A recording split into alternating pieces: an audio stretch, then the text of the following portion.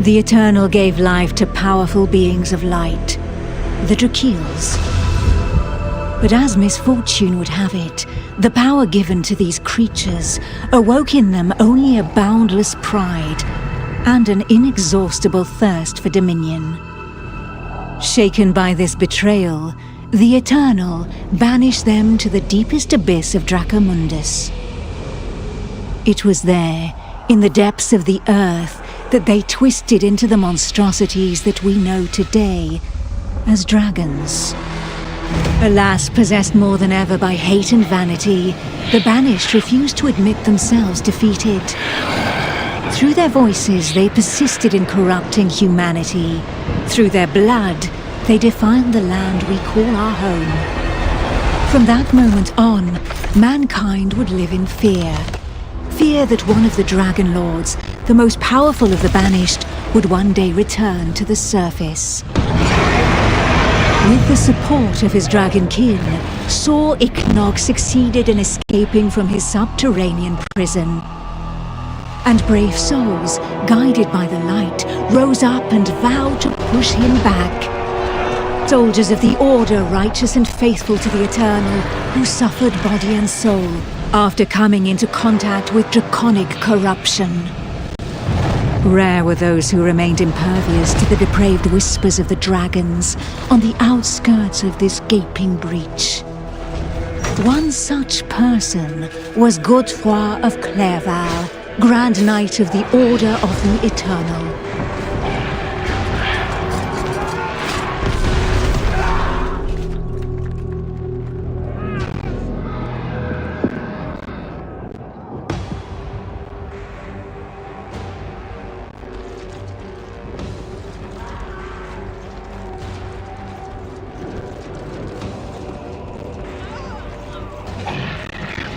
The voice of the Dragon Lord blighted people's spirits and petrified their bodies, instilling terror and madness into those who heard it. Never before had a breach so vast been rent between the two worlds.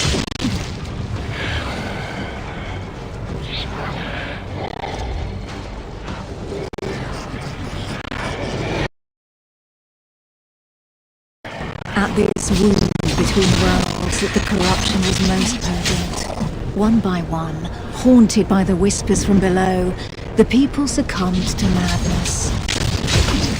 Draconic blood sullied the earth and corrupted the creatures that trod upon it.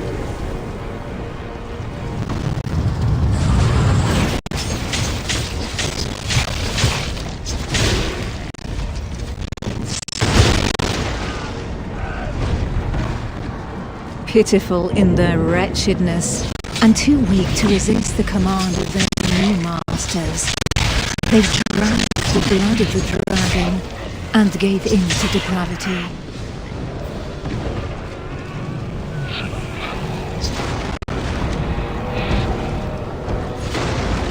Thus enslaved, they were twisted into ghastly monsters, mockeries, Dragonkin.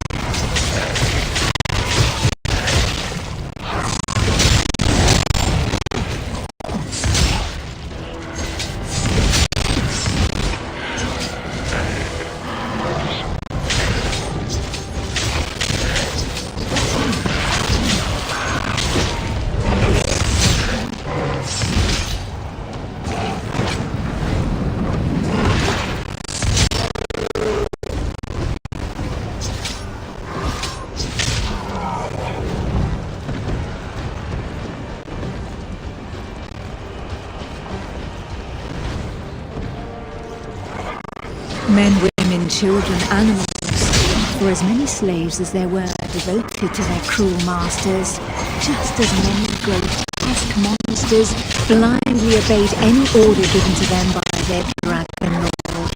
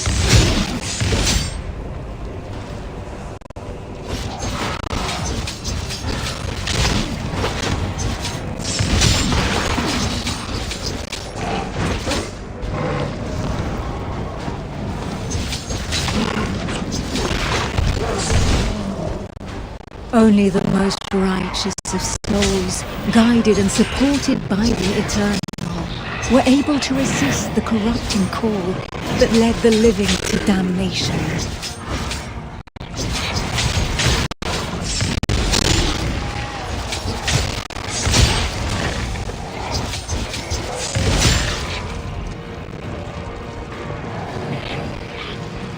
These righteous few bore the feeble flame of man through the darkest shadow, and though it flickered, it would not be extinguished.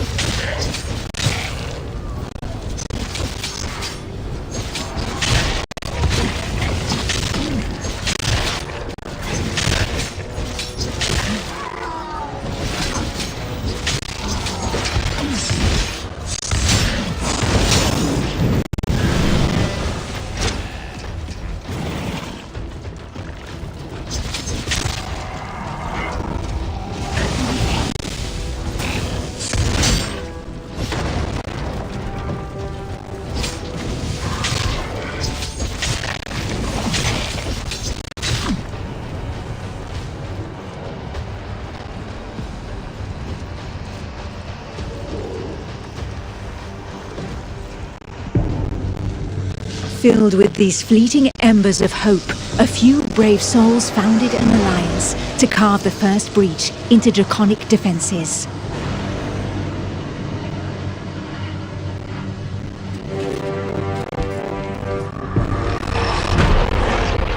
Here, the Dragonkin's power was strong. It fused our world with that of the Banished.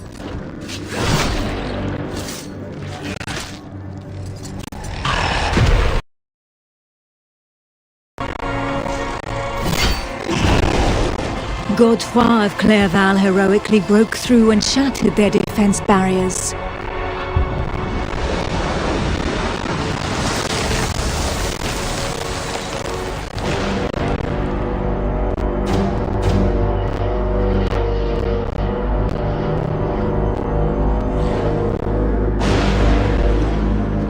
This act of bravery, a feat of the righteous alliance of men, allowed me to lend aid to the Knights of the Order of the Eternal.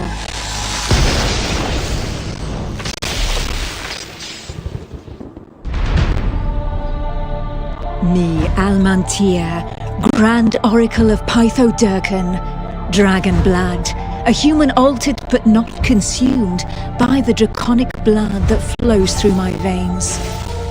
My sisters and I have powers given to us by the dragon, but our souls remain our own.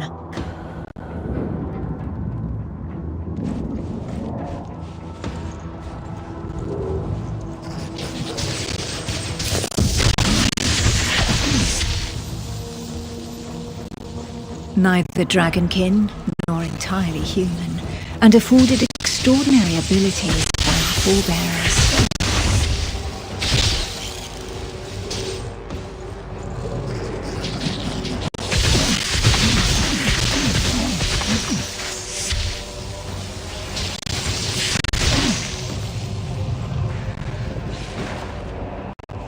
By those who drank the blood of the only banished dragons who have ever repented before the Eternal.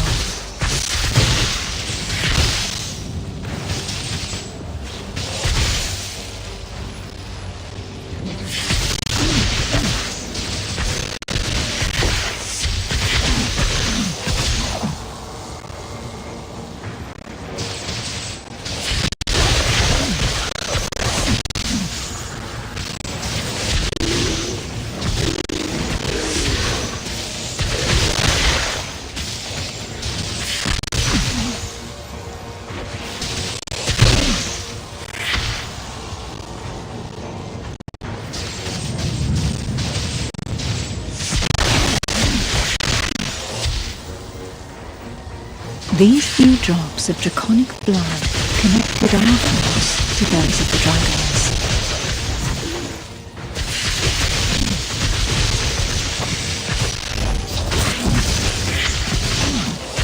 Struck by fleeting visions, we sought glimpses into their deeds and understanding of the feelings that drove them.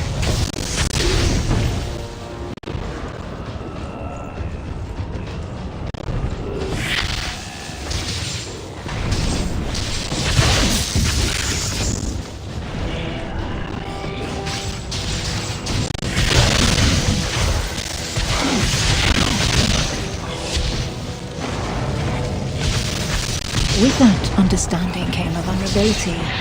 We soon learned that we were at the mercy of their whispers. The voices threatened to consume us, with no hope of salvation.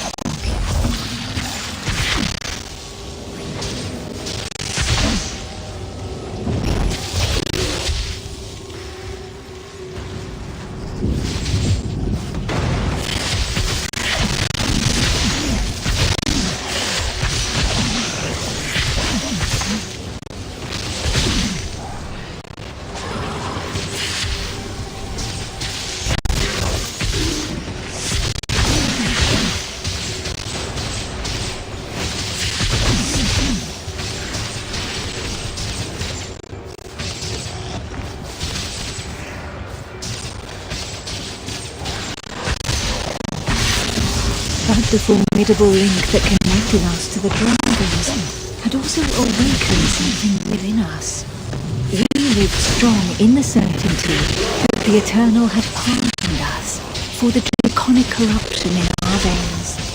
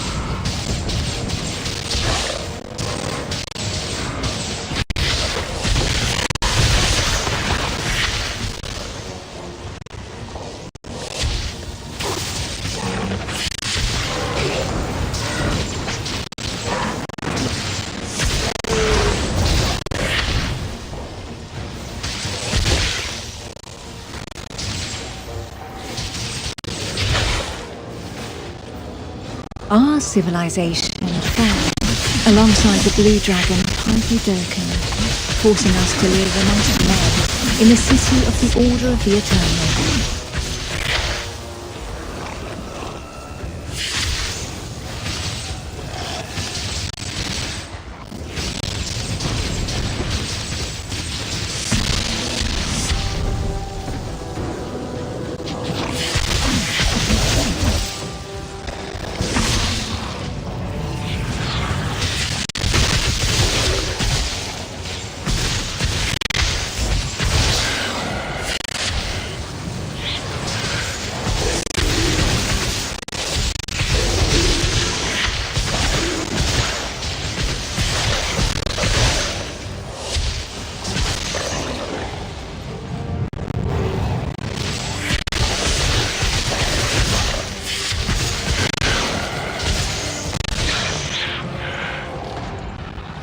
Closer to the breach made by saw Ichnog, Godefroy fighting fire with fire, confronted the draconic hordes.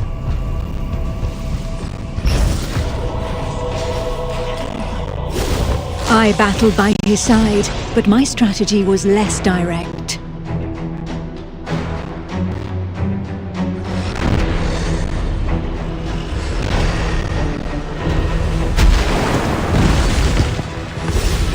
My draconic power allowed me to open up a passageway for the men of Nurogart. all of them prepared to make the ultimate sacrifice to save what remained of humanity.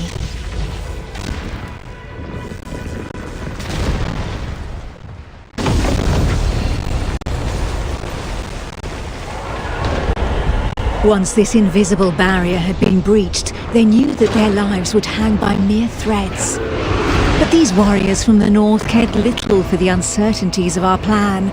A hero's death in the heat of battle with their enemy was the greatest honor that could befall them. Led by the pale dragon blood Harald Truelson, the barbarian fleet had but one objective: to lure the enemy into the open sea and leave the path to the breach vulnerable. If a single vessel reached the coast, then this sacrifice would not have been for naught.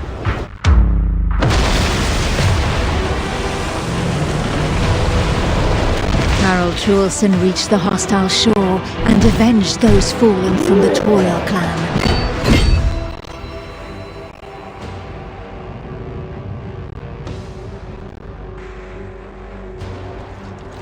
The barbarians of Nuragard feared neither pain nor death, and they welcomed violence as they might an old and familiar friend.